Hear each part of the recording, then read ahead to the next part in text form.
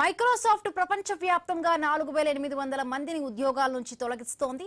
తన మొత్తం ఉద్యోగుల సంఖ్యలో ఇది 2.1% సమానం. మైక్రోసాఫ్ట్ కు చెందిన గేమింగ్ విభాగం ఎక్స్బాక్స్ పై ఈ ఉద్యోగాల కోత ప్రభావం అధికంగా పడనుంది. తీవ్ర పోటీ ఎదుర్కొంటున్న ఎక్స్బాక్స్ ను రీసెట్ చేయడానికి రూపొందించిన విస్తృత పునర్వ్యవస్థీకరణలో భాగంగా 1600 మంది ఎక్స్బాక్స్ ఉద్యోగులను తొలగించినట్టుగా కంపెనీ తెలిపింది. ఏడాది మరిన్ని తొలగింపులు ఉంటాయంటూ కూడా తెలిపింది.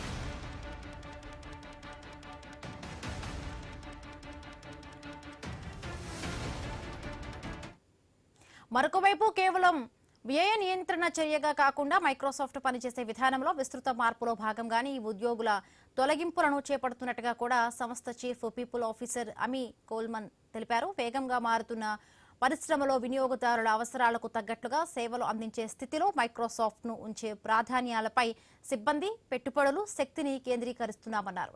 అందుకే కంపెనీకి ప్రపంచవ్యాప్తంగా ఉన్న ఉద్యోగుల్లో 2.1% నమోదైన సమానమైన 4800 మందిని తొలగిస్తున్నామంటూ కూడా ఉద్యోగులకు పంపిన ఓ అంతర్గత మెమోలో పేర్కొన్నారు.